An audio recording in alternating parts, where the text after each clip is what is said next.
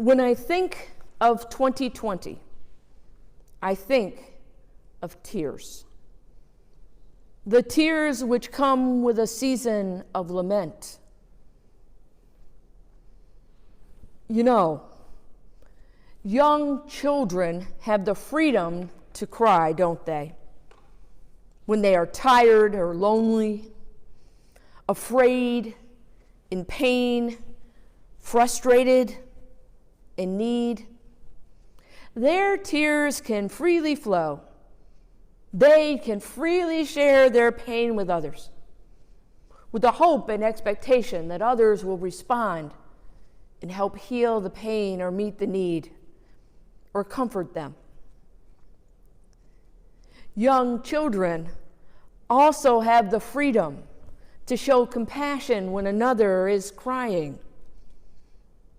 Who doesn't love a picture of one child putting their arm around another who is in tears?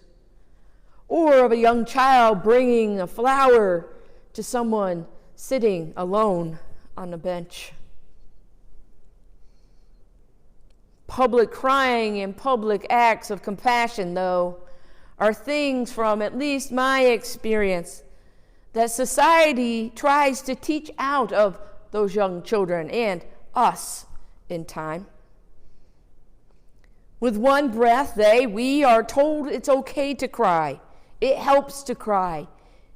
Crying helps to heal whatever is troubling us, release stress.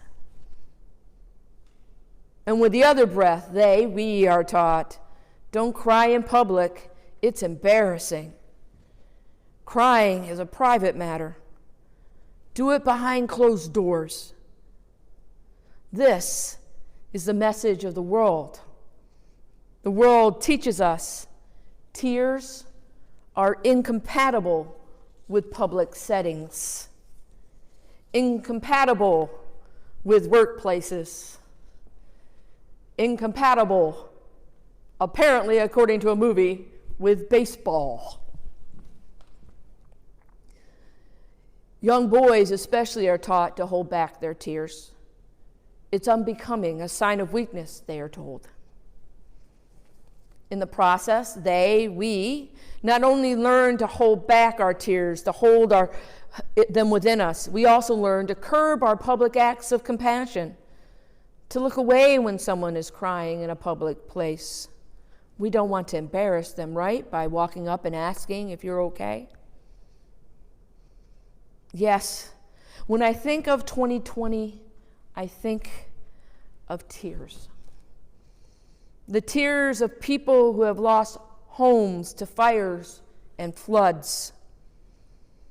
The tears of those who have lost income and lost jobs.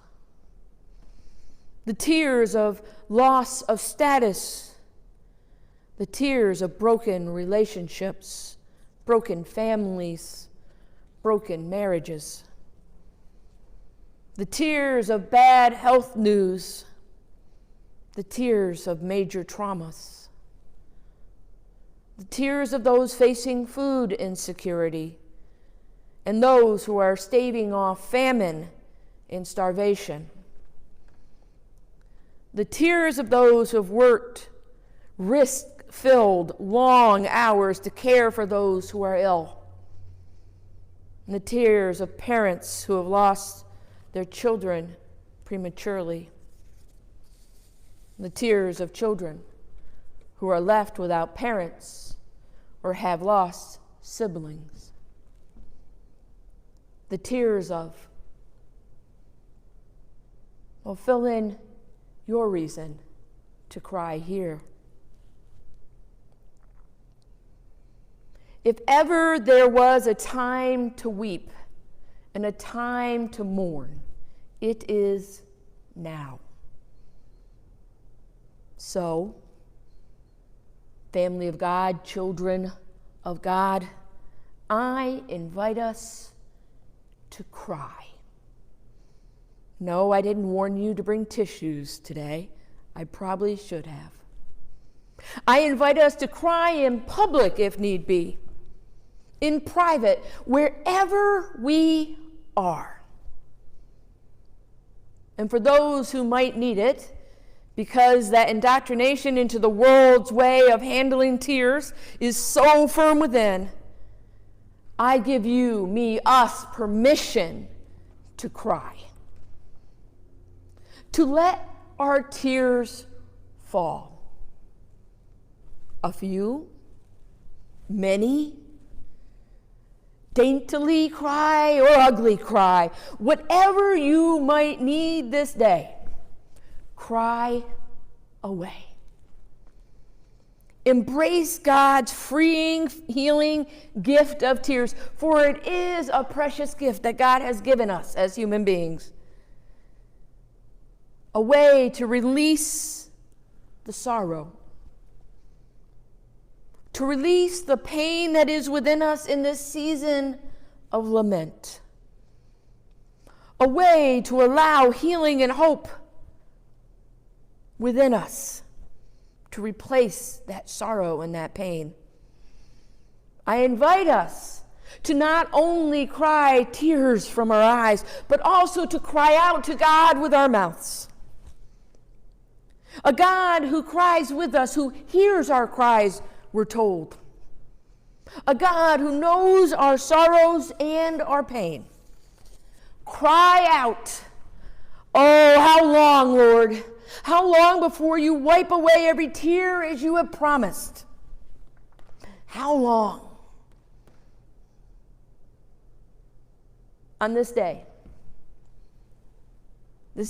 where we remember and honor all the saints of the church that have come before us, all the saints now with whom we share our journey, on a day when we honor all those whom we have loved and lost, when we remember family, friends, companions, and co-workers, neighbors, and others we didn't know, but we know people who knew them and loved them. On this All Saints Sunday, we acknowledge that death happens and still has a sting. In any year it happens, but not like this one, I would say. And I don't think I'm going out on a limb. The disease causing such tremendous dis-ease in our lives does not discriminate based upon race, ethnicity, age, gender identity, sexual orientation, social or economic status, physical and mental ability, or religious affiliation. But because of unjust systems, these things I just named do significantly impact ours and others' ability to fight it and survive it. So, family of God, let us lament together that God's kingdom has not fully come. God's will is not fully done here and now. Let us cry together this day. Let us reach out to one another, helping to dry one another's tears, bearing with one another each other's pain. But let us not stop just there, though. For we are a people whose resilience is because we have a hope. Let us live in that hope, the hope that one day this season of lament will end. For everything there is a season. And joy will come with the morning. One day, there will be no more reasons to cry. Injustice, suffering, and death will cease. God will wipe away every tear. That is the good news. In the meanwhile, go ahead, shed some tears. Thanks be to God. Amen.